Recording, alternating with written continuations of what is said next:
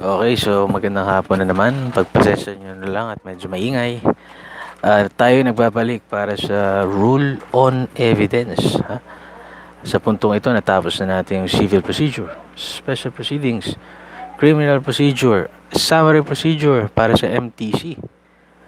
Ito naman, talakayin naman natin yung Rule on Evidence, di ba?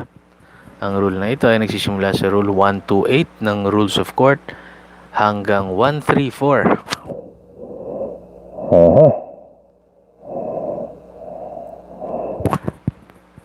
Okay. So, ang halaga naman po kasi nitong rules na ito, ipapaliwanag niya sa atin kung ano ba yung mga pwedeng tanggapin na ebidensya, ano ba yung illegal na pagkuha ng ebidensya, ano ba yung mga ganon-ganon. Which is para sa kapakanan nating lahat, syempre. Sandali lang, naghang itong aking binabasa kasi online parang app siya ng Rules of Court. At may mga commercial na lumalabas. Kaya yon, simulan na natin. Rule 128, Rules of Evidence. Ito yung general provisions niya. Section 1, evidence is the means sanctioned by these rules of ascertaining in a judicial proceeding the truth respecting a matter of fact. So, ang evidence daw ay yung means, kumbaga, o yung pamamaraan na pinapayagan ng rules na ito upang siguraduhin sa isang judicial proceeding ang katotohanan na may kaugnayan sa isang matter of fact. Section 2, yung scope. The rules of evidence shall be the same in all courts and in all trials and hearings except as otherwise provided by law or these rules. Section 3, admissibility of evidence.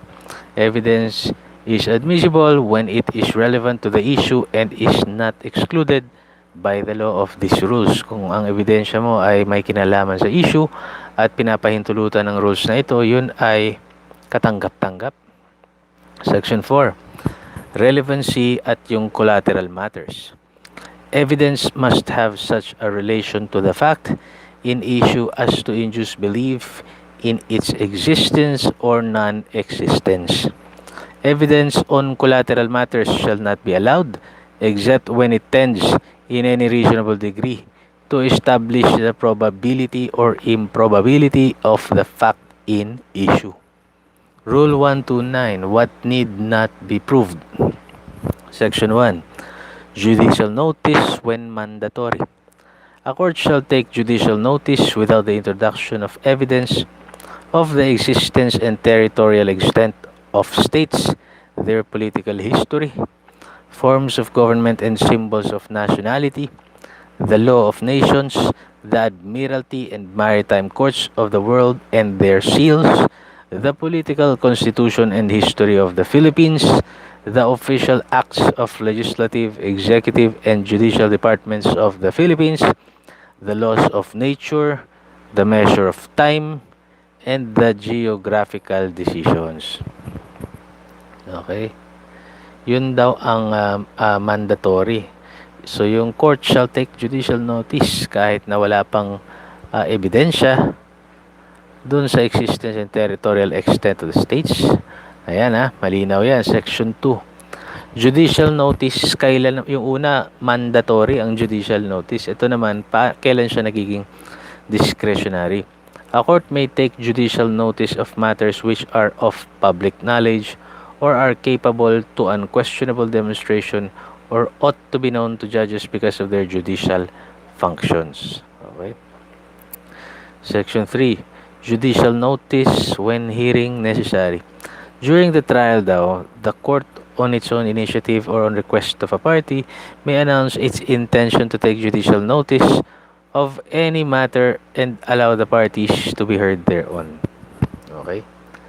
After the trial and before judgment or on appeal, the proper court on its own initiative or on request of a party may take judicial notice of any matter and allow the parties to be heard thereon if such matter is decisive of a material issue in the case.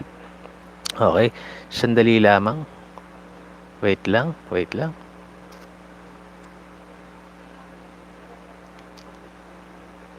Dali lamang. Okay. Ito.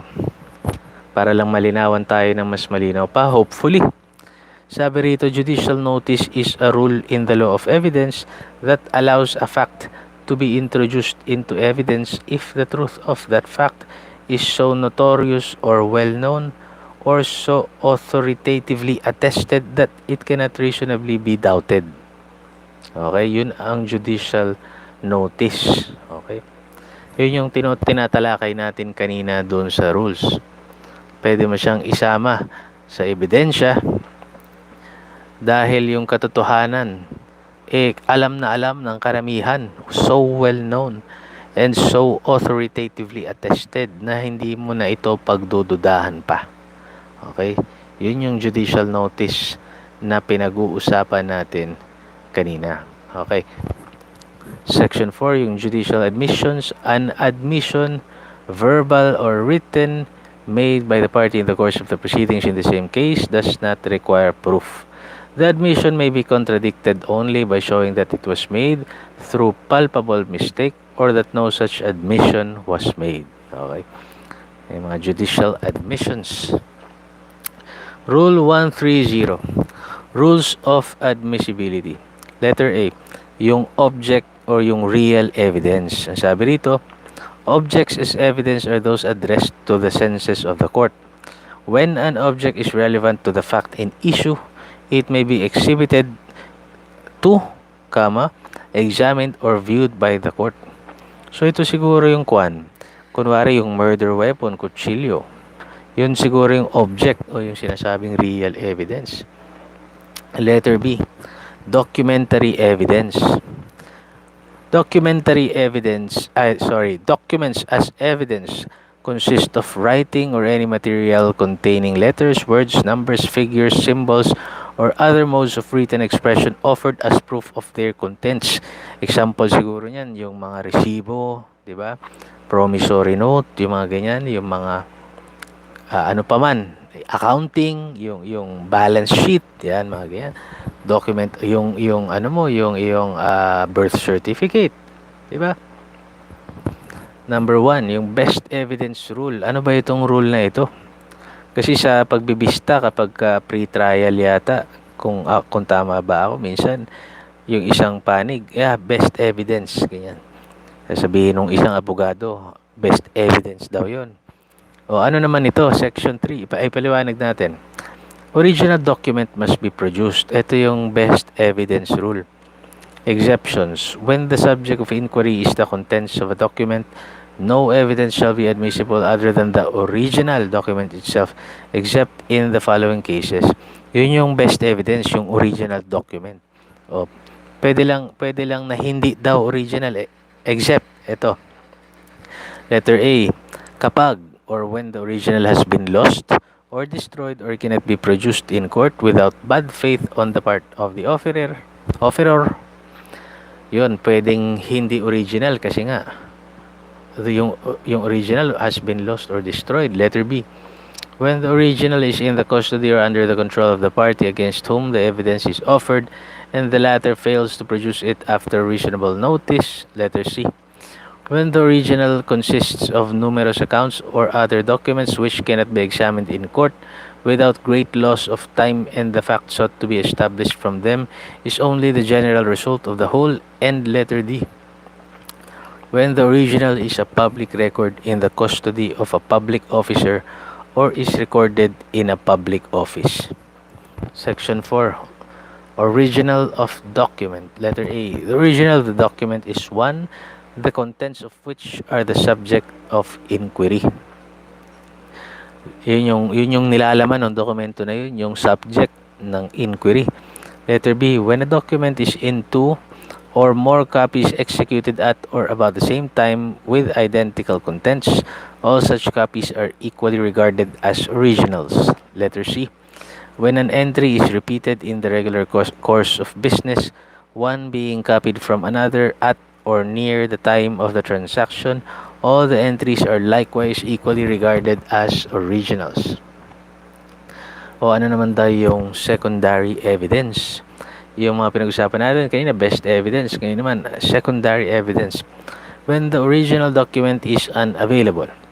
Sabi niya, when the original document has been lost or destroyed or cannot be produced in court, the offerer, upon proof of its execution or existence and the cause of its unavailability without bad faith on his part, may prove its contents by a copy or by a recital of its contents in some authentic document or by the testimony of the witnesses in the order stated.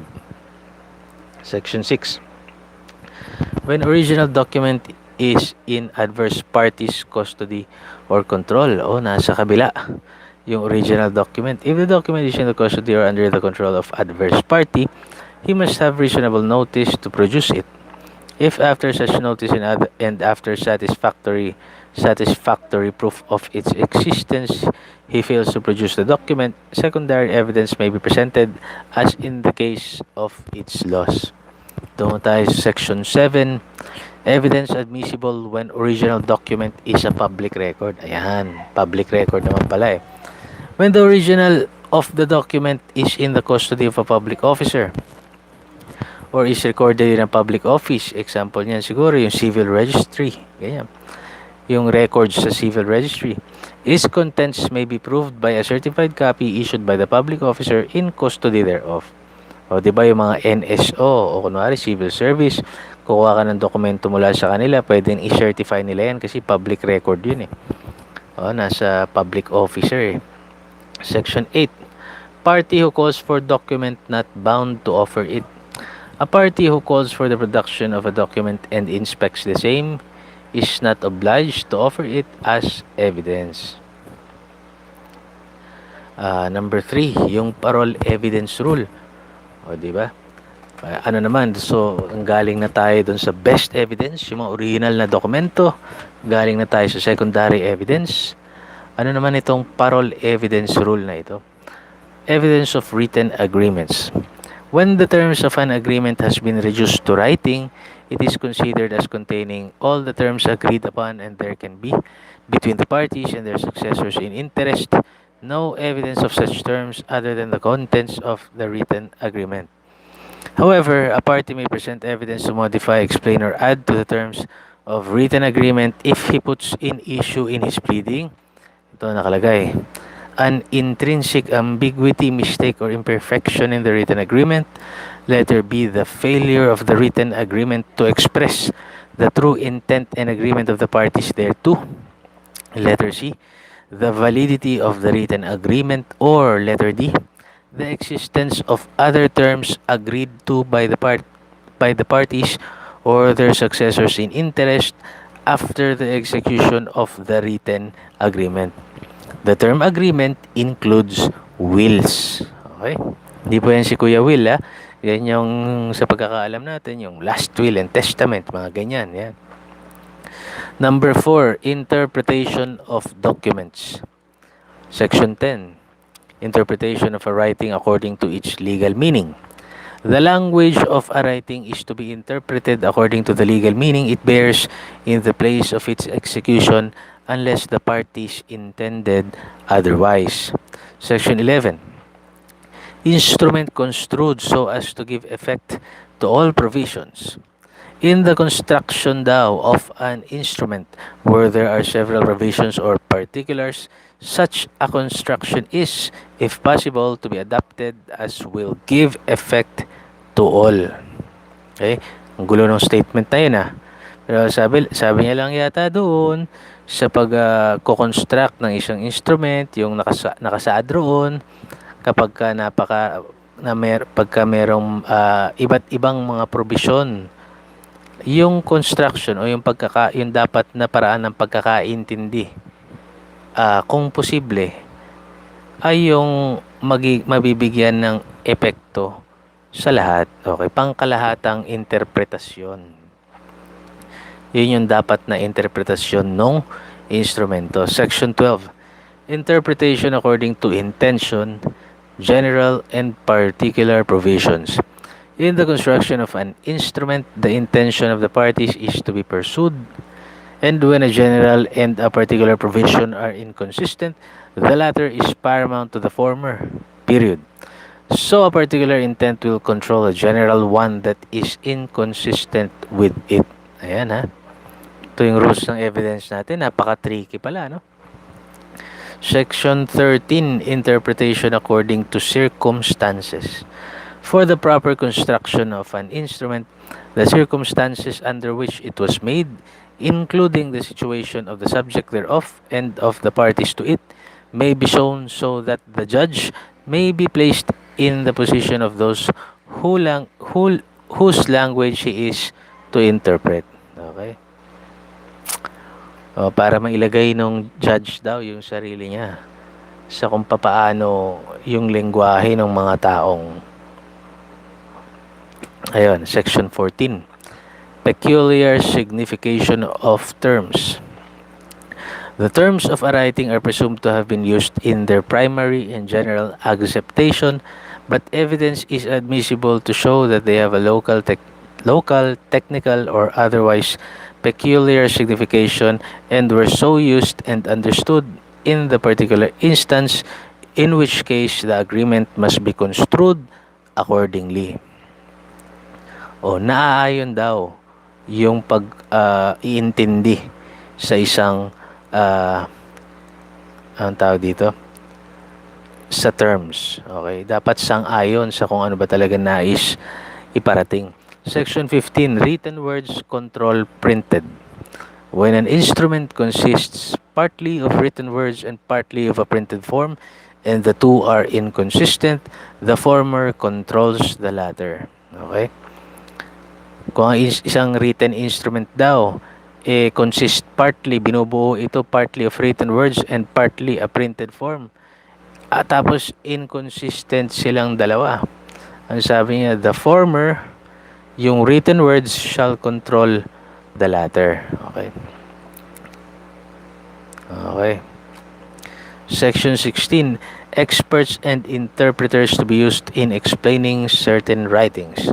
When the characters in which an instrument is written are difficult to be deciphered, or the language is not understood by the court, the evidence of persons skilled in deciphering the characters or who understand the language is admissible to declare the characters or the meaning of the language.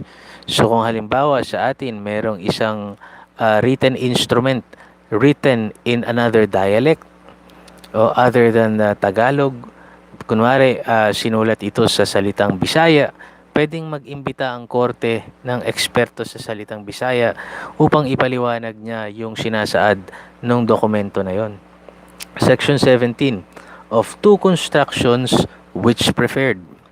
When the terms of an agreement have been intended in a different sense by the different parties to it, that sense is to prevail against either party in which he supposed the other understood it, and when different constructions of a provision are otherwise equally proper, that is to be taken which is the most favorable to the party in whose favor the provision was made.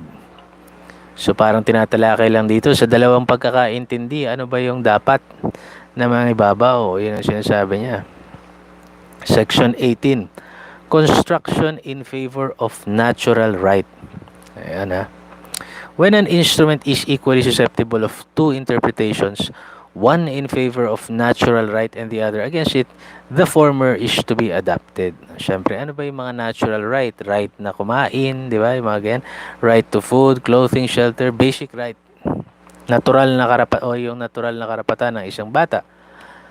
Section 19, Interpretation according to usage. An instrument may be construed according to usage in order to determine its true character. Okay, so pwede mong, yan yung inference. Yan yung pag-iintindi mo base sa kung paano ginamit kunwari ang isang salita o ang isang instrumento. Letter C, testimonial evidence. Ito, common ito. Kasi ebidensya ito, kasi testimonya to ng mga witnesses. So, number 1, qualification of witnesses. Except as provided in the next succeeding section, all persons who can perceive and perceiving can make their known perception to others may be witnesses. So, yun, kahit sino man daw na tao na nakaka-perceive at kaya nilang ipaalam sa iba yung kanilang perception, sila ay pwedeng ituring na witnesses. Religious or political belief, interest in the outcome of the case, or conviction of a crime unless otherwise provided by law shall not be ground for disqualification. Section 21, disqualification by reason of mental incapacity or immaturity. So, ito yung mga tao, the following persons cannot be witnesses. Letter A, those whose mental condition at the time of their production for examination is such that they are incapable of intelligently making known their perception to others. Letter B, children whose mental maturity is such as to render them incapable of perceiving the facts respecting which they are examined and of relating them truthfully. Section 22, disqualification by reason of marriage. Ito, hindi siya pwedeng maging witness by reason of marriage. During their marriage, neither the husband nor the wife may testify for or against the other without the consent of the affected spouse, except in a civil case by one against the other or in a criminal case for a crime committed by one against the other or the latter's direct descendants or ascendants. So, pwede lang mag-testify ang isang legal na asawa in favor of or against doon sa kanyang asawa sa isang civil case o sa isang criminal case. 9262 ang pinakasikat ngayon. Yung kunwari, naabuso ni lalaki si babae. So, yung mga ganyan. Siyempre, silang dalawa yung magkalaban dun eh. Section 23, disqualification by reason of death or insanity of adverse party. Parties or assigner of parties to a case or persons in whose behalf a case is prosecuted against an executor or administrator or other representative of a deceased person or against a person of unsound mind upon a claim or demand against the estate of such deceased person or against such person of unsound mind cannot testify as to any matter of fact occurring before the death of such deceased person or before such person became of unsound mind. Section 24, disqualification by reason of privileged communication.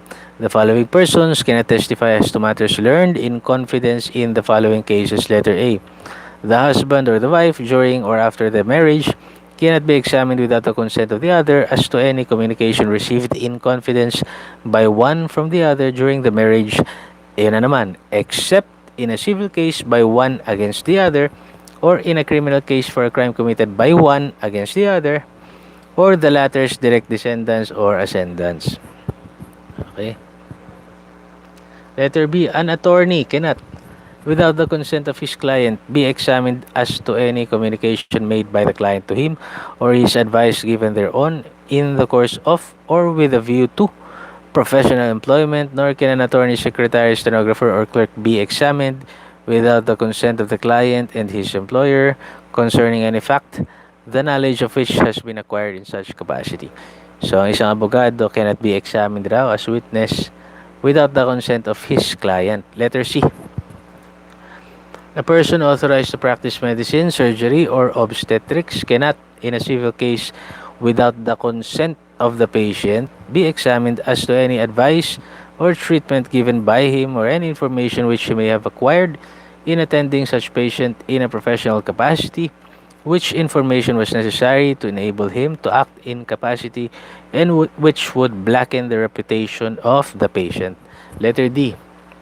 A minister or priest cannot, without the consent of the person making the confession, be examined as to any confession made to or any advice given by him in his professional character in the course of discipline enjoined by the church to which the minister or priest belongs. At letter E. A public officer cannot be examined during his term of office or afterwards as to communications made to him in official confidence. Mahalaga yan, official confidence, where the court finds that the public interest would suffer by the disclosure. Sandali lamang po, ako po ay muling magbabalik.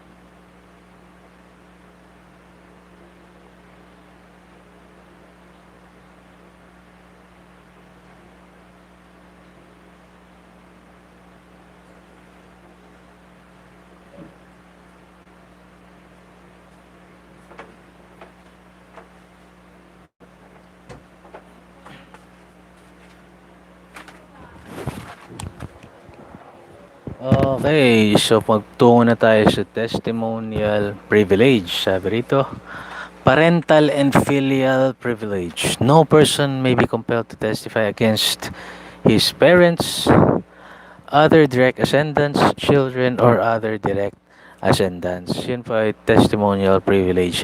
Hindi mo maaaring pilitin ng isang ama, ang isang anak, o ang isang apo, o isang direct descendant or ascendant para mag-testify laban sa kanilang kaanak na nabanggit. Number 3, admissions and confessions. The act, declaration, or omission of a party as to a relevant fact may be given in evidence against him. Yung kasunod nun, yung section 27, offer of compromise not admissible. Sabi rito, in civil cases, an offer of compromise is not an admission of any liability and is not admissible in evidence against the offerer. Okay, so kung ikaw ay nakikipag-areglo, hindi naman ibig sabihin nun, guilty ka na kagad o liability ka na kagad. May liability ka na kagad. In criminal cases, except those involving quasi-offenses o yung tinatawag na criminal negligence, okay, or those allowed by the law to be compromised, an offer of compromise by the accused may be received in evidence as an implied admission of guilt. Sa criminal cases lamang yun, ha? So, magkaiba pala ang pagtanggap ng batas o yung pagtingin ng korte. Kung civil case, nag-offer ka ng areglo, hindi ibig sabihin nun liable ka na kagad or guilty ka. Sa criminal case, pag ikaw ay naghumiling ng kompromiso, nakikipag-ayos ka, that is an implied admission of guilt. A plea of guilty later withdrawn or an unaccepted offer of a plea of guilty to lesser offense is not admissible in evidence against the accused who made the plea or offer. An offer to pay or the payment of medical, hospital, or other expenses occasioned by an injury is not admissible in evidence as proof of civil or criminal liability for the injury. Section 28, admission by third party. The rights of a party cannot be prejudiced by an act declaration, or omission of another except as hereinafter provided. Yung karapatan daw ng isang partido ay hindi pwedeng maging sanhi, cannot be prejudiced, o hindi siya pwedeng, ano ba eksaktong term dito? Yung karapatan ng isang partido cannot be, ay hindi pwedeng ipawalang bisa o hindi pwedeng harangan ng isang aksyon o deklarasyon o hindi paggawa ng isang tao. Parang ganun. Section 29, admission by co-partner or agent. The act or declaration of a partner or agent of the party within the scope of his authority ensuring the existence of the partnership or agency may be given in evidence against such party after the partnership or agency is shown by evidence other than such act or declaration. The same rule applies to the act or declaration of a joint owner, joint debtor, or other person jointly interested with the party. Section 30, admission by conspirator. The act or declaration of a conspirator relating to the conspiracy during its existence may be given in evidence against the co-conspirator after the conspiracy is shown by evidence other than such act of declaration. Section 31, admission by previes. Where one derives title to property from another, the act, declaration, or omission of the latter while holding the title in relation to the property is evidenced against the former. Okay? So kung ikaw ay may hawak na titulo, tapos yung karapatan nitong isa ay kinukuha niya lamang sa pagmamayari mo ng titulo, yung hindi mo ginawa na obligasyon mo o yung mga ginawa mo na masama laban sa kanya, ay bahagi ng ebidensya laban doon sa may-ari ng may hawak ng titulong yon. Section 32, admission by silence. An act or declaration made in the presence and within the hearing or observation of a party who does or says nothing when the act or declaration is such as naturally to call for action or comment if not true, and when proper and possible for him to do so, may be given in evidence against him. Ayan ha. Ano ba? Yun yung admission by silence. Okay?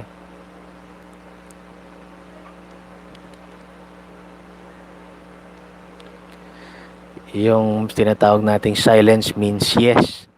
O yan ha. Dapat kinontra mo, yung silence mo, ibig sabihin, ganon. Section 33, confession. The declaration of an accused acknowledging his guilt of the offense charged or of any offense necessarily included therein may be given in evidence against him. Number 4, yung previous conduct as evidence. Okay. Yung dati mong gawain o yung dati mong kilos o dati mong behavior ay nagagamit daw bilang ebidensya. Section 34, similar acts as evidence. Evidence that one did or did not do a certain thing at one time is not admissible to prove that he did or did not do the same or similar thing at another time. But it may be received to prove a specific intent or knowledge, identity, plan, system, scheme, habit, custom, or usage, and the like. Section 35, unaccepted offer. An offer in writing to pay a particular sum of money or to deliver a written instrument or specific person or property is, if rejected without valid cause, equivalent to the actual production and tender of the money, instrument, or property. Number 5, testimonial knowledge. Section 36. Testimonial generally confined to personal knowledge, hindi raw kasama ang hearsay. Hearsay excluded. A witness can testify only to those facts which he knows of his personal knowledge, that is, which are deprived from his own perception, except as otherwise provided in these rules. Exceptions to the hearsay rule. Okay? Dying declaration. The declaration of a dying person made under the consciousness of an impending death may be received in any case wherein his death is the subject of inquiry as evidence of the cause and surrounding circumstances of such death. Section 38, declaration against interest. The declaration made by a person deceased or unable to testify against the interest of the declarant if the fact is asserted in the declaration was at the time was at the time it was made so far contrary to the declarant's own interest that a reasonable man in his position would not have made the declaration unless he believed it to be true, may be received in evidence against himself or his successors in interest and against third persons. Okay? Section 39. Act or declaration about pedigree. Hindi po ito yung pedigree na pinapakain sa aso. The act or declaration of a person deceased or unable to testify in respect to the pedigree of another person related to him by birth or marriage may be received in evidence where it occurred before the controversy in the relationship between the two persons is shown by evidence other than such act or declaration. The word pedigree includes relationship, family, genealogy, birth, marriage, death, the dates when and the places where these facts occurred, and the names of the relatives, period. It embraces also facts of family history intimately connected with pedigree. Section 40. Family reputation or tradition regarding pedigree. The reputation or tradition existing in a family previous to the controversy in respect to the pedigree of any one of its members may be received in evidence if the witness testifying thereon be also a member of the family, either by consanguinity or affinity. Ibig sabihin ng consanguinity, yung by blood, affinity, yung mga in-laws. Entries in family Bibles or other family books or charts, engravings on rings, family portraits, and the like may be received as evidence of pedigree. Section 41. Common reputation. Common reputation existing previous to the controversy respecting facts of general or general interest more than 30 years old or respecting marriage or moral character may be given in evidence. Monuments and inscriptions in public places may be received as evidence of common reputation.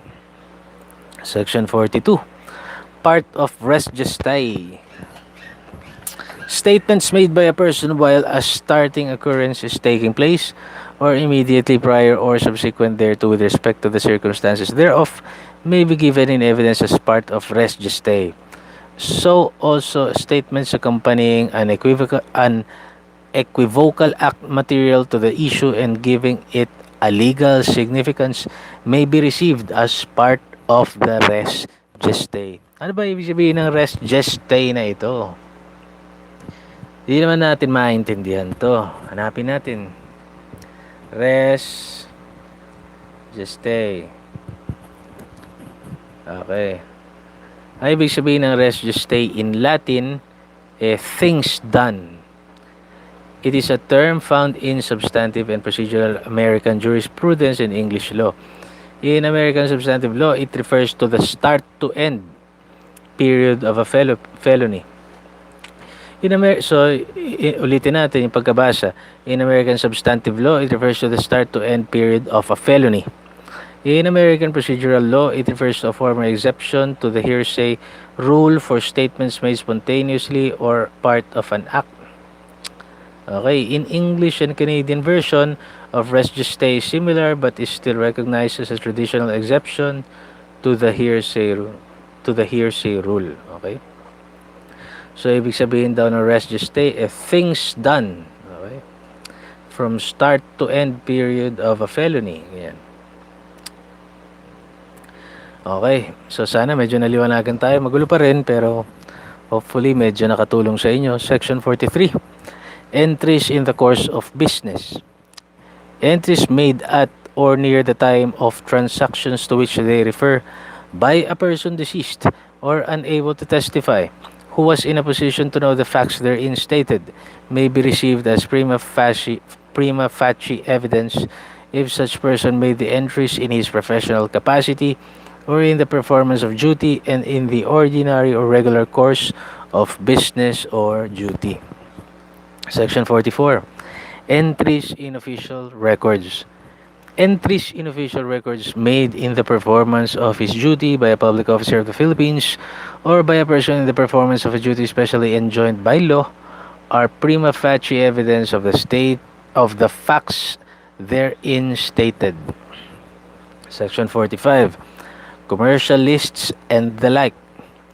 Evidence of statements of matters of interest to persons engaged in an occupation contained in a list, register, periodical, or other published compilation is admissible as tending to prove the truth of any relevant matter so stated if that compilation is published for use by persons engaged in that occupation and is generally used and relied upon by them therein.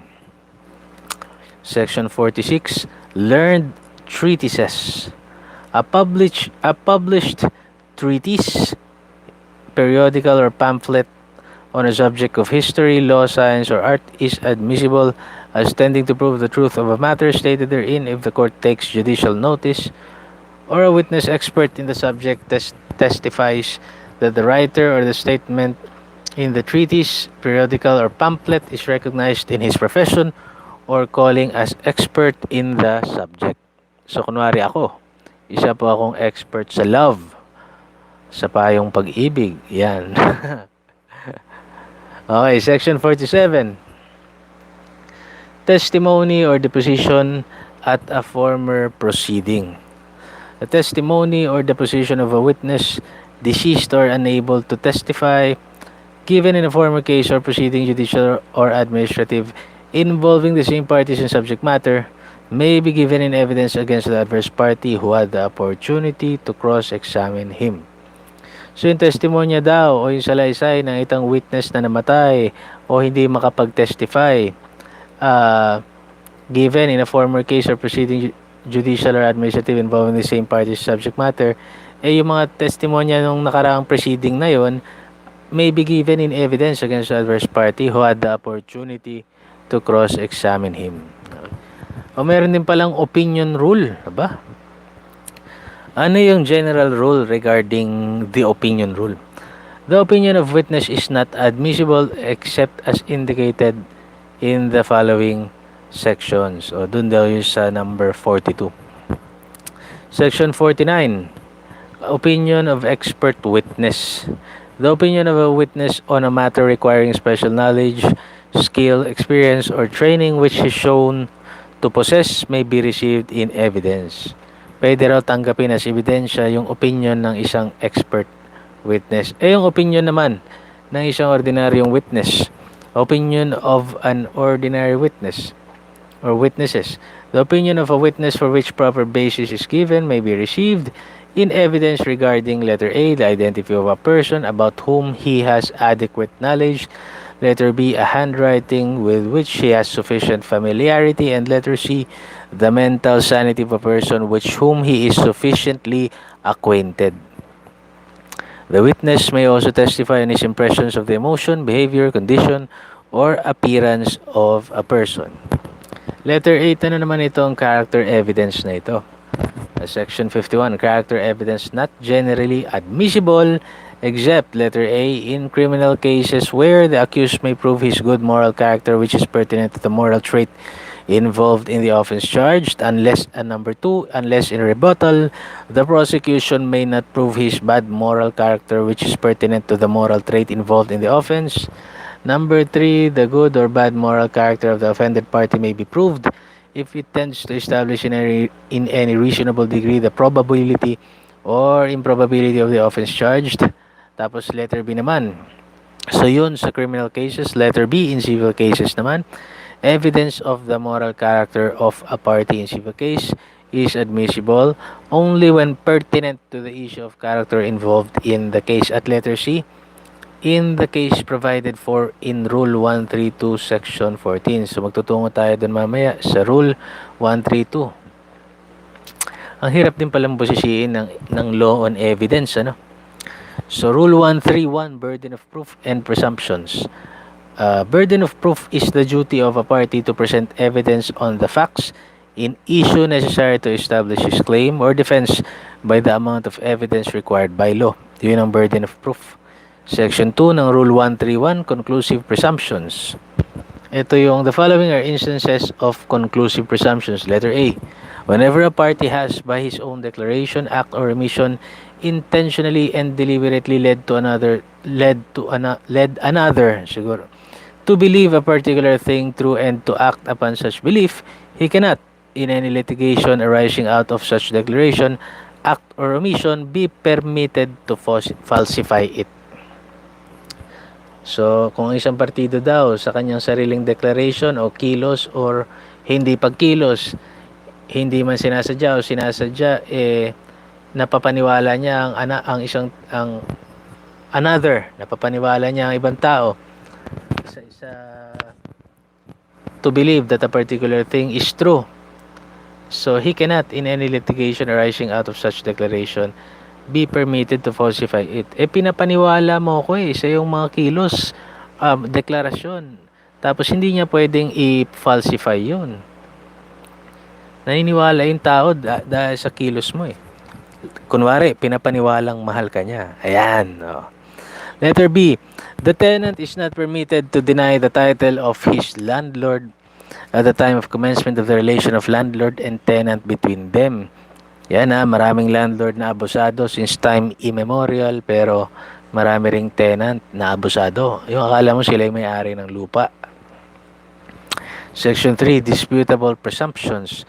The following presumptions are satisfactory if uncontradicted, but may be contradicted and overcome by other evidence. Letter A, that a person is innocent of crime or wrong. Letter B, that an unlawful act was done with an unlawful intent. Letter C, that a person intends the ordinary consequences of his voluntary act. Letter D, that a person takes ordinary care of his concerns. Letter E, that evidence willfully suppressed would be adverse if produced. Letter F, that money paid by one to another was due to the latter. Letter G, that a thing delivered by one to another belonged to the latter.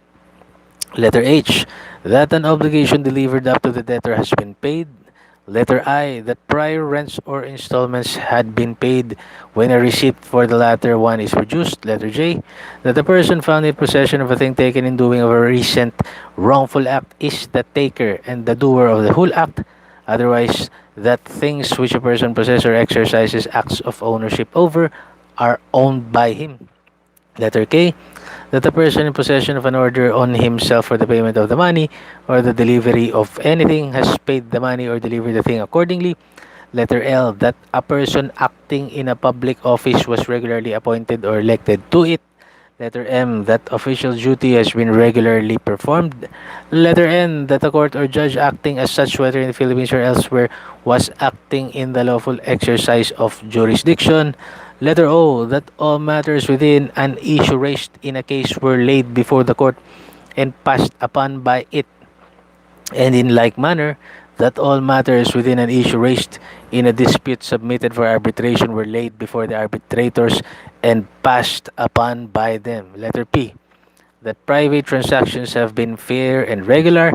Letter Q, that the ordinary course of business has been followed. Letter R, that there was a sufficient consideration for a contract. Letter S, that a negotiable instrument was given or endorsed for a sufficient consideration.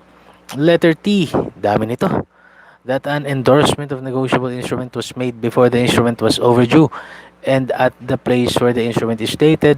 Letter U, that a writing is truly dated. Letter V, that a letter duly directed and mailed was received in the regular course of the mail. And letter W, that after an absence of 7 years, it being unknown whether or not the absentee still lives, he is considered dead for all purposes except for those of succession. Sabi rito, the absentee shall not be considered dead for the purpose of opening his succession till after an absence of 10 years. If he disappeared after the age of 75 years, an absence of 5 years shall be sufficient in order that his succession may be opened. Okay, so kung yung tao hindi mo alam kung nasaan na siya, lumipas na ang 5 taon at 75 years old na siya nung nawala na siya, matapos ang nasabing 5 taon, pwede nang buksan. Sapat na yon para i-order ng korte na buksan na ang kanyang succession para sa kanyang mga tagapagmana. Pero sa hindi pa raw 75 years old, an absentee shall not be considered dead until 10 years of absence. Ito na, the following shall be considered dead for all purposes including the division of the estate among the heirs. Number 1, a person on board a vessel lost during a sea voyage or an aircraft with is missing, who has not been heard for 4 years since the loss of the vessel or aircraft. Number two, a member of the armed forces who has taken part in armed hostilities and has been missing for 4 years. Yan, ipinagpapalagay na ng batas na sila namayapa na. Number three, a person who has been in danger of death under other circumstances and whose existence has not been known for 4 years. Number four, if a married person has been absent for 4 consecutive years, the spouse present may contract a subsequent marriage if he or she has well-founded belief that the absent spouse is already dead. In case of disappearance, where there is a danger of death, the circumstances herein above provided, an absence of only 2 years shall be sufficient for the purpose of contracting a subsequent marriage. So, kunwari, member ng military na nakikipaggera ang iyong asawa at siya hindi na umuwi at nawawala na sa loob ng 2 taon, pwede ka na raw magpakasal. However, in any case, before marrying again, the spouse present must institute a summary proceedings as provided in the family code and in the rules for declaration of presumptive death of the absentee without prejudice to the effect of reappearance of the absent spouse. Kasi wala namang prejudice talaga yan dahil anytime, di natin alam, maaaring magbalik ang isang dineclare na patay pero buhay pa pala siya. Letter X. Hindi pa pala tayo nagtapos sa W, meron pang X. That acquiescence resulted from a belief that the thing acquiesced in was conformable to the law or fact. Ano ibig sabihin ng acquiescence? Hanapin nga natin yan. Ibig sabihin ng acquiescence. Acquiescence. Para lamang sa kaalaman nating lahat. Parang hindi ito yun. Wait lang ha. Di ba spelling ng acquiescence na yan? Balikan natin. At hindi natin maiintindihan yung buong provision ng batas kung hindi natin naiintindihan yung definition.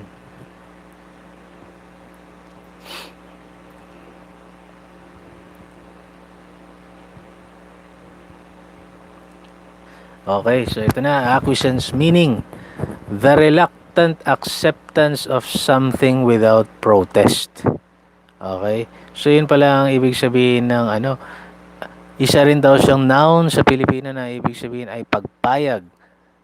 Reluctant na pagpayag. Okay? Yun siguro ang ibig niya sabihin. Okay?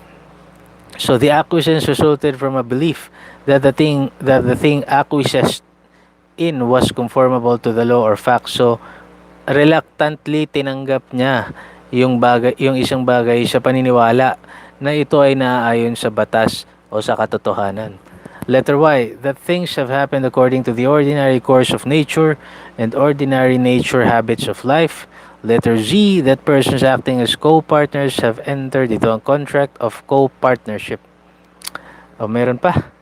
Letter AA, that a man and woman deporting themselves as husband and wife have entered into a lawful contract of marriage. Letter BB, that property acquired by a man and a woman who are incapacitated to marry each other and who live exclusively with each other as husband and wife without the benefit of marriage or under void marriage has been obtained by their joint efforts, work, or industry. Letter CC, that in cases of cohabitation by a man and a woman who are not capacitated to marry each other and who have acquired properly through their actual joint contribution of money, property, or industry, such contributions and their corresponding shares, including joint deposits of money and evidences of credit, are equal. Letter D, that if the marriage is terminated and the other contracted another marriage within 300 days after such termination of the former marriage, these rules shall govern in the absence of proof to the contrary. Number 1. Ito. A child born before 180 days after the solemnization of the subsequent marriage is considered to have been conceived during such marriage, even though it be born within the 300 days after the termination of the former marriage. Ito ay may kahulugan doon sa binabasa natin kanina, yung DD, na yung isang kasal ay nagtapos and the mother contracted another marriage. So matapos na makalaya ang isang babae, kinasal siyang muli sa loob ng 300 days. Matapos ang pagtatapos ng kanyang kasal, ito raw yung mga rules na nag-go-govern. Yun nga, number 1, binasa natin, ang isang bata ay pinanganak bago daw, before 180 days. Matapos ikasal ang babae na yon, is considered to have been conceived during such marriage. Kahit na pinanganak ang bata within the 300 days after the termination of the marriage. Okay. Tinatakda lamang yan ng batas para naman walang problema sa filiation. Kaya nga kunwari sa isang mag-asawa, 'di ba pag namatay ang kanyang asawa, yung babae pwede na siya ulit ikasal pero may period na itinatakda yung batas. Bakit nagtatakda ng period yung batas? Kasi baka yung nasa sinapupunan niya ay anak pa nung namayapa. So, may kinalaman lagi yan doon sa property relations, doon sa pagmamana ng bata, etc. Number 2, a child born after 180 days following the celebration of the subsequent marriage is considered to have been conceived during such marriage, even though it be born within the 300 days after the termination of the former marriage. Letter EE, that a thing once proved to exist continues as long as is usual with things of nature. Number FF, that the law has been obeyed. Letter GG, that a printed or published book purporting to be printed or published by public authority was so printed or published. Letter HH, that a printed or published book purporting contain reports of cases adjudged in tribunals of the country where the book is published contains correct reports of such cases. I, that a trustee or other person whose duty it was to convey real property to a particular person has actually conveyed it to him when such presumption is necessary to perfect the title of such person or his successor in interest. Letter JJ, that exception for purposes of succession when two persons perish in the same calamity, such as wreck, battle, or conflagration, and it is not shown who died first, and there are no particular circumstances from which it can be inferred, the survivorship is determined from the probabilities resulting from the strength and the age of the sexes according to the following rules. Ito, civil code rin to. Number 1, if both were under the age of 15 years, the older is deemed to have survived. Okay? Number 2, if both were above the age 60, the younger is deemed to have survived. Deemed to have survived. So parang pinagpapalagay ng batas na unang namatay doon sa first example natin, yung mas bata, doon sa parehong under age of 15. Sa number 2 example natin, ipinagpapalagay naman na unang namatay at mas nakasurvive yung younger kasi yung kasama niya ay 60 years old na. Ito ay for the purposes of succession. Number 3, if one is under 15 and the other above 60, the former is deemed to have survived. Okay? So, yung isa daw is under 15 and the other is above 50. Yun daw former o yung under 15 is deemed to have survived.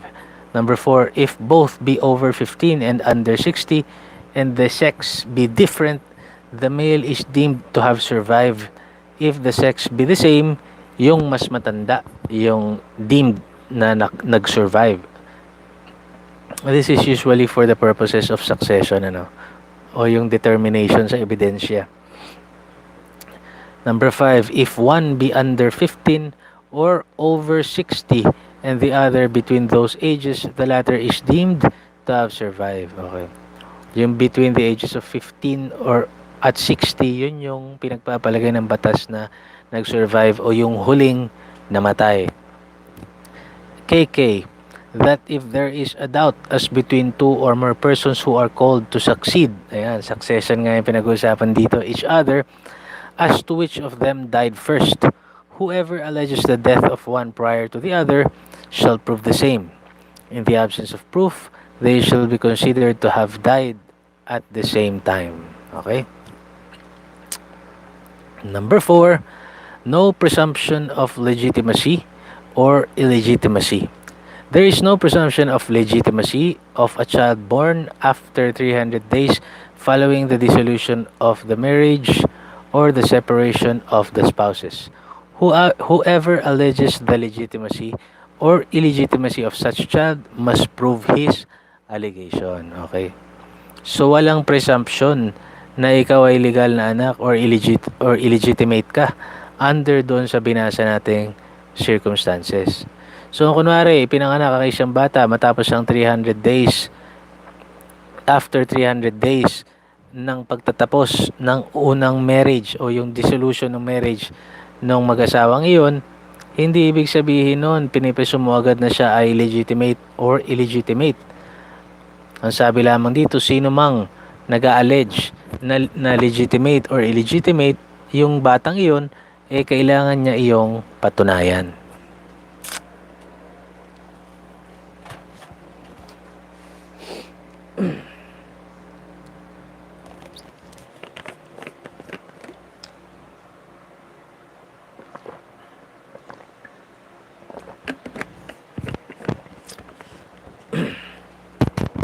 Okay, magtungo na tayo sa Rule 132. Presentation of evidence. Letter A, examination of witnesses. Section 1, examination to be done in open court. The examination of witnesses presented in a trial or hearing shall be done in open court and under oath or affirmation. Unless the witness is incapacitated to speak or the questions calls for a different mode of answer, the answers of the witness shall be given orally. Section 2. Proceedings. Ano ba yan? Nahihilat. Okay, Section 2. Proceedings to be recorded. The entire proceedings of a trial or hearing, including the questions propounded to a witness and his answers thereto, the statements made by the judge or any of the parties, counsel, or witnesses with reference to the case, shall be recorded by means of shorthand or stenotype or by other means of recording found suitable by the court. A transcript of the record of the proceeding made by the official stenographer, stenotypist, or recorder and certified as correct by him shall be deemed prima facie a correct statement of such proceedings. Prima facie, ibig sabihin po, in its face, shall be deemed in its face correct. Parang ganon. Section 3, rights and obligations of a witness. A witness must answer questions although his answer may tend to establish a claim against him. However, so yun ang dapat gawin. Kahit na maaari ka pang maging claim against dun sa witness na yon, yung pagsagot niya ng tanong, obligasyon niyang sagutin ang mga tanong except number 1. To be protected from irrelevant, improper, or insulting questions and from harsh or insulting demeanor. Number 2, not to be detained longer than the interests of justice require. Number 3, not to be examined. Ito, right to ng witness and not to be examined except only as to matters pertinent to the issue. Number 4, right ng witness not to give an answer which will tend to subject him to a penalty for an offense unless otherwise provided by law. Or number 5, not to give an answer. Karapatan ng witness ito not to give an answer which will tend to degrade his reputation unless it to be the very fact at issue or to a fact from which the fact in issue would be presumed.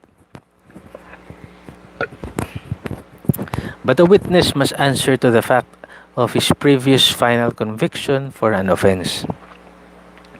O ito naman yung order ng examination of an individual witness. Ito yung nangyayari sa trial. Letter A, direct examination by the proponent. Ito yung naghahabla.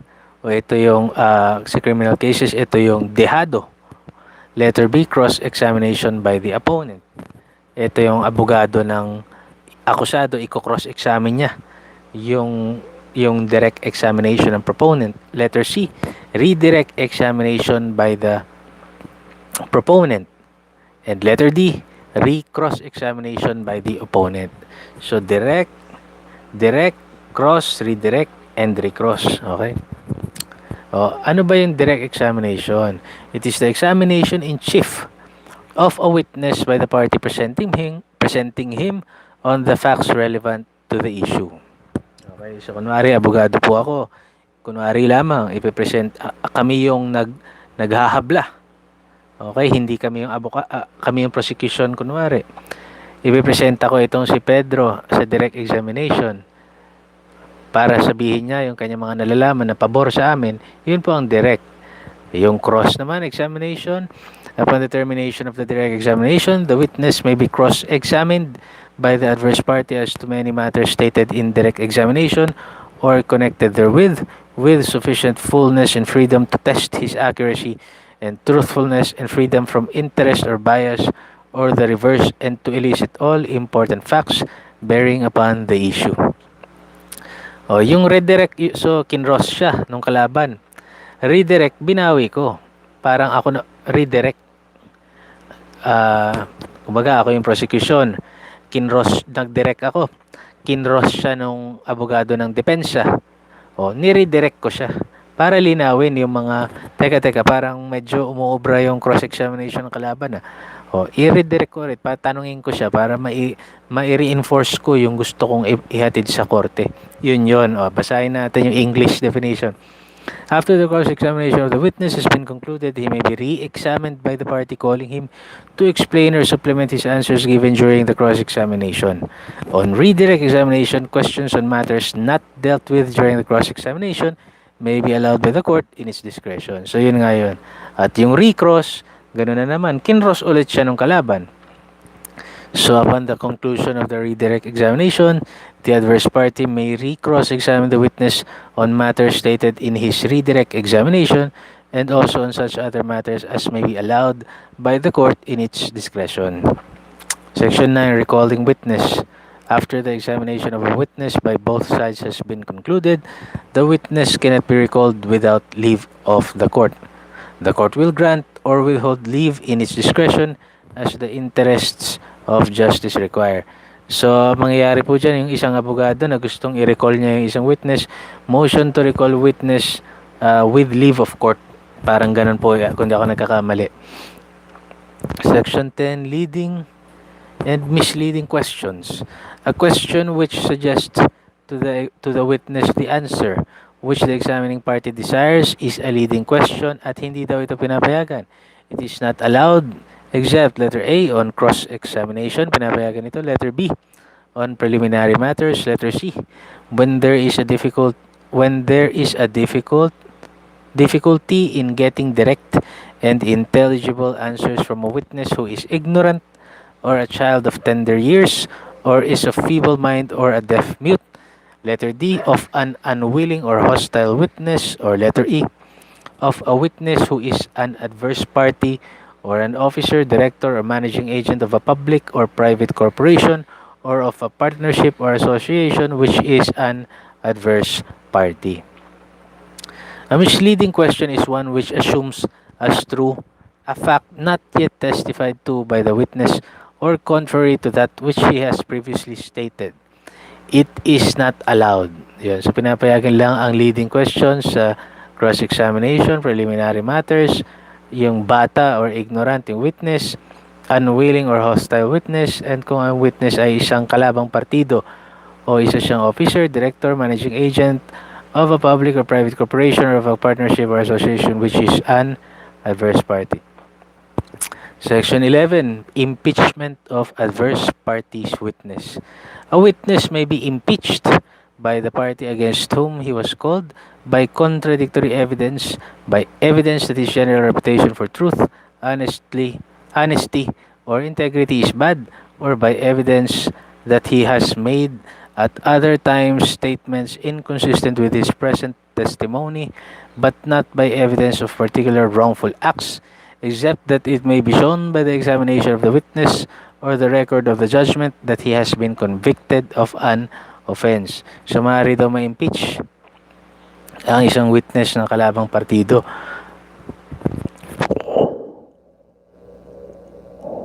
Sang-ayon doon sa mga binasa natin. Section 12.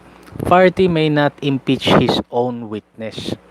So, except with respect to witnesses referred to in paragraphs D and E of Section 10, the party producing a witness is not allowed to impeach his credibility. A witness may be considered as unwilling or hostile only if so declared by the court upon adequate showing of his adverse interest, unjustified reluctance to testify, or his having misled the party into calling him to the witness stand. The unwilling or hostile witness so declared, or the witness who is an adverse party, may be impeached by the party presenting him in all respects as if he had been called by the adverse party, except by evidence of his bad character. He may also be impeached and cross-examined by the adverse party, but such cross-examination must only be on the subject matter of his examination in chief. Section 13. How witness impeached by evidence of inconsistent statements. Before a witness can be impeached by evidence that he has made at other times statements inconsistent with his present testimony, the statements must be related to him with the circumstances of the times and places and the persons present, and he must be asked whether he made such statements, and if so allowed to explain them. If the statements be in writing, they must be shown to the witness before any question is put to him concerning them. Section 14. Evidence of good character of witness. Evidence of the good character of a witness is not admissible until such character has been impeached. Section 15. Exclusion and separation of witnesses. On any trial or hearing, the judge may exclude from the court any witness not at the time under examination, so that he may not hear the testimony of other witnesses. The judge may also cause witnesses to be kept separate and to be prevented from conversing with one another until all shall have been examined. Section 16. When witness may refer to a memorandum. A witness may be allowed to refresh his memory respecting a fact by anything written or recorded by himself or under his direction at the time when the fact occurred, or immediately thereafter, or at any other time when the fact was fresh in his memory and knew that the same was correctly written or recorded. But in such case, the writing or record must be produced and may be inspected by the adverse party, who may, if he chooses, cross-examine the witness upon it and may read it in evidence. So also, a witness may testify from such writing or record, though he retain no recollection of the particular facts, if he is able to answer that the writing or record correctly stated the transaction when made, but such evidence must be received with caution. Section 17. When part of transaction, writing, or record given in evidence, the remainder admissible. When part of an act, declaration, conversation, writing, or record is given in evidence by one party, the whole of the same subject may be inquired into by the other, and when a detached act, declaration, conversation, writing, or record is given in evidence, any other act, declaration, conversation, writing, or record necessary to its understanding may also be given in evidence. Section 18. Right to respect writing shown to witness. Whenever a writing is shown to a witness, it may be inspected by the adverse party. Letter B. Authentication and proof of documents. Okay. So Section 19, classes of documents. For purpose of their presentation, evidence, documents are either public or private. So ito yung mga pampublikong dokumento. Letter A. Written official acts or records of the official acts of sovereign authority, official bodies and tribunals and public officers, whether of the Philippines or of a foreign body. Letter B. Documents acknowledged before a notary public, except last wills and testaments. Letter C. Public records kept in Philippines of private documents required by law to be entered therein. All other writings are private, maliban dun sa mga nabanggit. Section 20, proof of private document. Before any private document offered as authentic is received in evidence, its due execution and authenticity must be proved either letter A by anyone who saw the document executed or written and a witness. Letter B by evidence of the genuineness of the signature or handwriting of the maker. Any other private document need only be identified as that which it is claimed to be. Dami pa nito. Section 21, when evidence of authenticity of private document not necessary. When a private document is more than 30 years old, is produced from the custody in which it would naturally be found if genuine, and is unblemished by any alterations or circumstances of suspicion, no other evidence of its authenticity need be given. Section 22, how genuineness of handwriting prove. Sulat kamay. The handwriting of a person may be proved by any witness who believes it to be the handwriting of such person because he has seen the person write or has seen writing purporting to be his upon which the witness has acted or been charged and has thus acquired knowledge of the handwriting of such person. Evidence respecting the handwriting may also be given by a comparison made by the witness or the court with writings admitted or treated as genuine by the party against whom the evidence is offered or proved to be genuine to the satisfaction of the judge. Section 23, public documents as evidence. Documents consisting of entries in public records made in the performance of a duty by a public officer are prima facie evidence of the facts therein stated. All other public documents are evidence, even against a third person, of the fact which gave rise to their execution and of the date of the latter. Section 24. Proof of official record. The record of public documents referred to in paragraph A of section 19, when admissible for any purpose, may be evidenced by an official publication thereof or by having copy attested by the officer having the legal custody of the record or by his deputy and accompanied if the record is not kept in the Philippines with a certificate that such officer has the custody. If the office in which the record is kept is in foreign country, the certificate may be made by a secretary of the embassy or legation, consul general, consul, vice consul, or consular agent, or by any officer in the foreign service of the Philippines stationed in the foreign country in which the record is kept and authenticated by the seal of his office. Section 25. What attestation of copy must state? Okay. Whenever a copy of a document or record is attested for the purpose of evidence, the attestation must state in substance that the copy is a correct copy of the original or a specific part thereof, as the case may be. The attestation must be under the official seal of the attesting officer, if there be any, or if he be the clerk of a court having a seal under the seal of such court. Kaya kunwari, nangingi ka ng dokumento, kunwari, ilalagay nila, this is, yung attestation clause, yung nakasaad sa dokumento na, this is tawag dito, certified true copy of the original, tapos may seal nila. Section 26, irremovability of public record.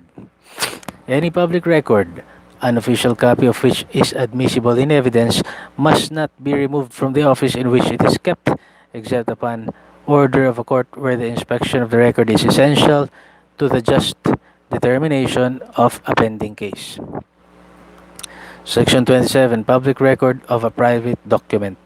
An authorized public record of a private document may be proved by the original record or by a copy thereof attested by the legal custodian of the record with an appropriate certificate that such officer has the custody.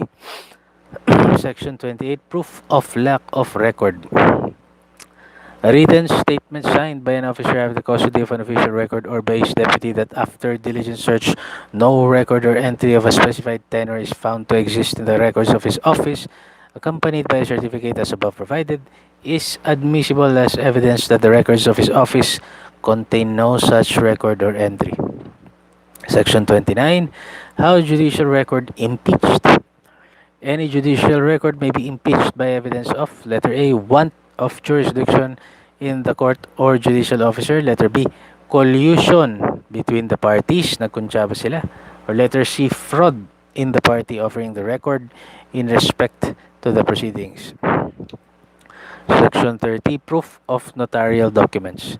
Every instrument duly acknowledged or proved and certified as provided by law may be presented in evidence without further proof, the certificate of acknowledgement being prima facie evidence of the execution of the instrument or document involved. Section 31. Alteration in document and how to explain. The party producing a document as genuine which has been altered and appears to have been altered after its execution in a part material to the question in dispute must account for the alteration. He may show that the alteration was made by another without his concurrence, or was made with the consent of the parties affected by it, or was otherwise properly or innocent made, or that the alteration did not change the meaning or language of the instrument. If he fails to do that, the document shall not be admissible in evidence. Section 32, yung seal. There shall be no difference between sealed and unsealed private documents insofar as their admissibility as evidence is concerned. Section 32, documentary evidence in an unofficial language. Documents written in an unofficial language shall not be admitted as evidence unless accompanied with a translation into English or Filipino. To avoid interruption of proceedings, parties or their attorneys are directed to have such translation prepared before trial. Okay. Letter C, yung offer and objection. Basahin natin yung Section 34, Offer of Evidence. The court shall consider no evidence which has not been formally offered. The purpose for which the evidence is offered must be specified. So, ilalagay yung formal offer of evidence. Ganun. Section 35, when to make offer. As regards the testimony of a witness, the offer must be made at the time the witness is called to testify. So sasabihin ng abogado dyan, Your Honor, I would like to offer the testimony of Derek Santos. Charot. Ganon. Documentary and object evidence shall be offered after the presentation of the party's testimonial evidence. Such offer shall be done orally unless allowed by the court to be done in writing. Section 36, Objection. Objection to evidence offered orally must be made immediately after the offer is made. Objection to a question propounded in the course of the oral examination of a witness shall be made as soon as the grounds therefore shall become reasonably apparent. An offer of evidence in writing shall be objected to within 3 days after notice of the unless a different period is allowed by the court. Okay. Kulang yung nakasulat dito. Offer of evidence in writing shall be objected to within 3 days after the notice.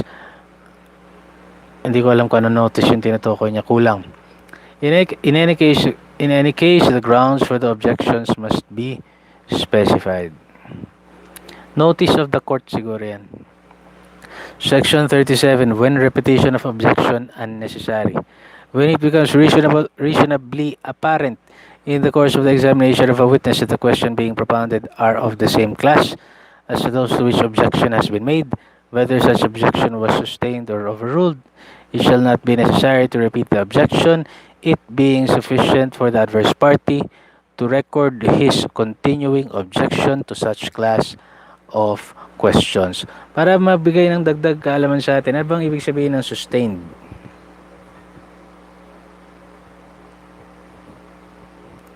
Ito. Ibig sabihin, if the judge agrees, he or she will rule sustained, meaning the objection is approved and the question cannot be asked or answered. So yung ibig sabihin sumang-ayon si judge doon sa objection. So ibig sabihin hindi mo yan pwedeng itanong objection, sabi mo ganyan, sustained, sabi niya. So yung kabilang party hindi niya na pwedeng sabihin pa yon. Objection, Your Honor, sustained. Ganon. Ulitin natin. Kunwari ako ay isang abogado at kunwari ikaw ay isang abogado, meron kang nasa cross-examination tayo, tinatanong mo yung aking witness, tapos sinabi ko, objection, Your Honor, self-serving. Tapos sabi ng judge, sustained. So sinang-ayunan niya yung objection ko, ikaw, hindi mo na pwedeng itanong yon. Okay? O ano naman ibig sabihin ng overruled? No, di ba?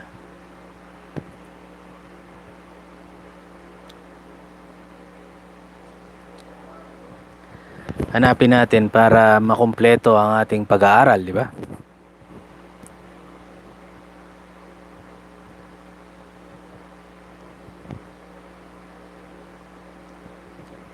Ito yon. Okay. Overrule, ito yung the refusal by a judge to sustain an objection set forth by an attorney during a trial, such as an objection to a particular question posed to a witness.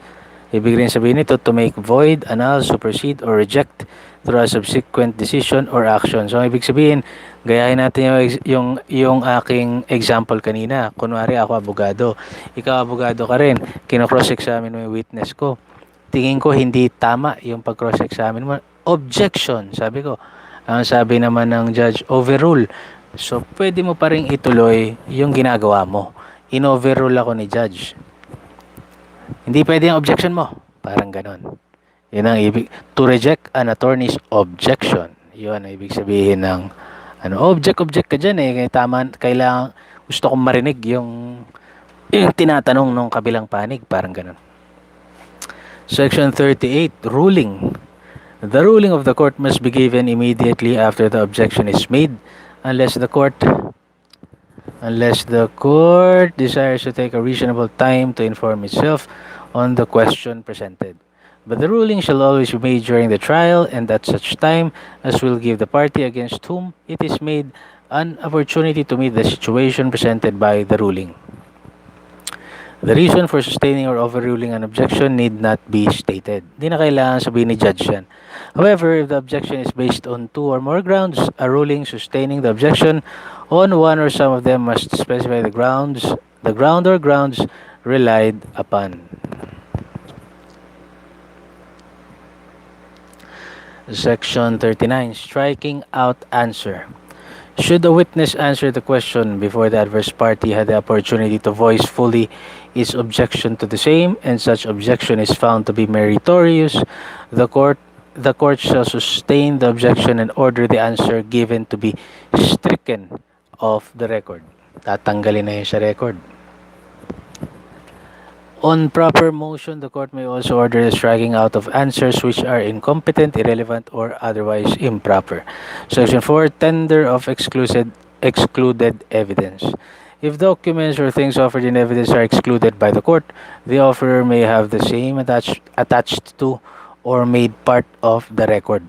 If the evidence excluded is oral, the offerer may state for the record the name and other personal circumstances of the witness and the substance of the proposed testimony. So, sanghaba pa ng Rule 133. Tapusin na natin para matapos na. Ito yung huling part ng Rule of Evidence. Rule 133. Weight and sufficiency of evidence. Section 1. Ito, very important to. Preponderance of evidence. How determined? In civil cases, the party having burden of proof must establish his case by a preponderance of evidence. In determining where the preponderance or superior weight of evidence on issues involved lies, the court may consider all the facts and circumstances of the case, the witness's manner of testifying, their intelligence, their means and opportunity of knowing the facts to which they are testifying, the nature of the facts to which they testify, the probability or improbability of their testimony, their interest or want of interest, and also their personal credibility, so far as the same may legitimately appear upon the trial.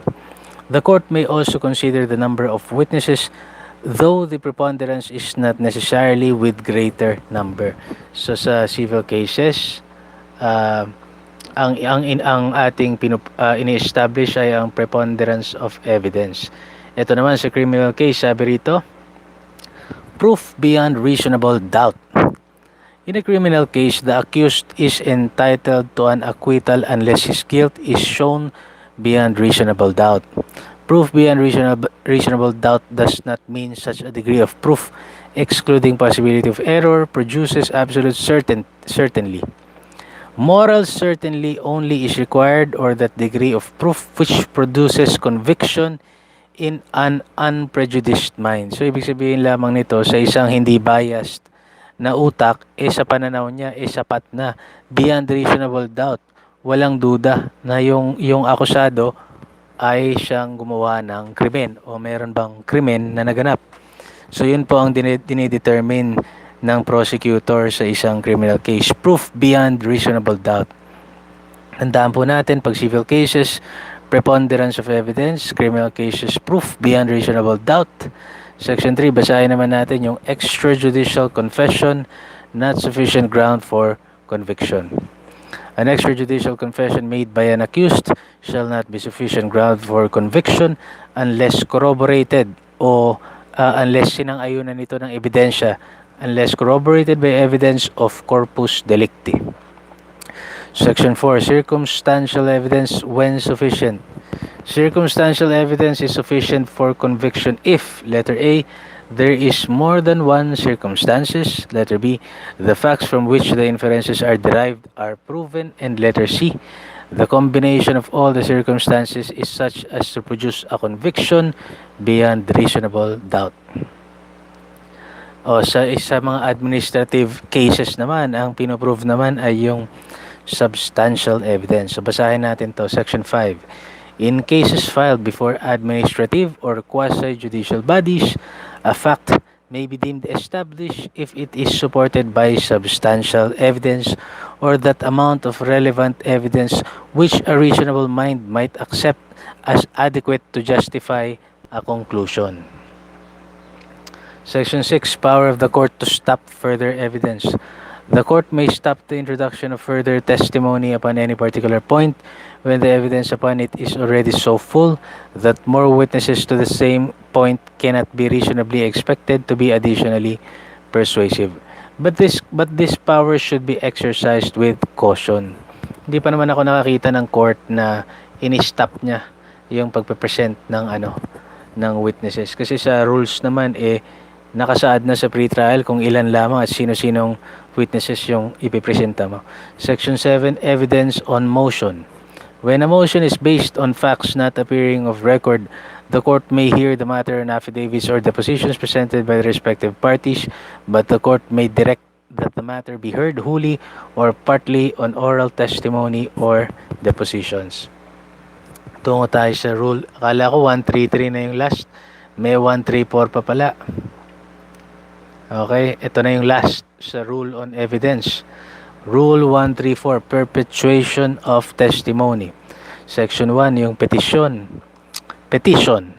A person who desires to perpetuate his own testimony or that of another person regarding any matter that may be cognizable in any court of the Philippines may file a verified petition in the court of the province of the residence of any expected adverse party. Ano naman yung nilalaman ng petition for perpetuation of testimony? Ito, the petition shall be entitled in the name of the petitioner and shall show, letter A, that the petitioner expects to be a party to an action in a court of the Philippines but is presently unable to bring it or cause it to be brought, letter B. The subject matter of the expected action and his interest therein, letter C. The facts which he desires to establish by the proposed testimony and his reasons for desiring to perpetuate it, letter D. The names of a description of the person he expects will be adverse parties and their addresses so far as known, and letter E.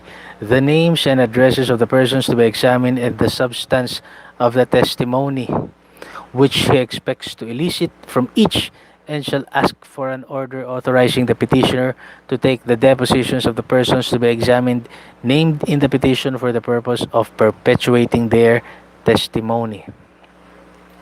Section 3, yung notice and service. So, pinag-usapan lang dito sa Rule 34, yung magpe-petition ng isang tao for perpetuation of testimony. Section 3, notice and service. The petitioner shall thereafter serve a notice upon each person named in the petition as an expected adverse party together with a copy of a petition stating that the petitioner will apply to the court at the time and place named therein for the order described in the petition. At least 20 days before the date of hearing, the notice shall be served in the manner provided for service of summons. At least 20 days before the date of hearing. Section 4. Order of examination. If the court is satisfied that the perpetuation of the testimony may prevent a failure or delay of justice, it shall make an order designating or describing the persons whose deposition may be taken and specifying the subject matter of the examination and whether the depositions shall be taken upon oral examination or written interrogatories, period. The depositions may then be taken in accordance with Rule 24 before hearing. Section 5. Reference to court. For the purpose of applying Rule 24 to depositions for perpetuating testimony, each reference therein to the court in which the action is pending shall be deemed to refer to the court in which the petition for such deposition was filed. Section 6. Use of deposition. If a deposition to perpetuate testimony is taken under this rule, or if, although not so taken, it would be admissible in evidence, it may be used in any action involving the same subject matter subsequently brought in accordance with the provisions of Section 4 and 5 of Rule 24. Section 7. Depositions pending appeal. If an appeal has been taken from a judgment of the regional trial court, or before the taking of an appeal if the time therefore has not expired, the regional trial court in which the judgment was rendered may allow the taking of depositions of witnesses to perpetuate their testimony for use in the event of further proceedings in the said court. In such case, the party who desires to perpetuate the testimony may make a motion in the said regional trial court for leave to take the depositions upon the same notice and service thereof as if the action was pending therein, period. The motion shall show, letter A, the name and the addresses of the persons to be examined and the substance of the testimony which he expects to elicit from each, and B, letter B, the reason for perpetuating their testimony.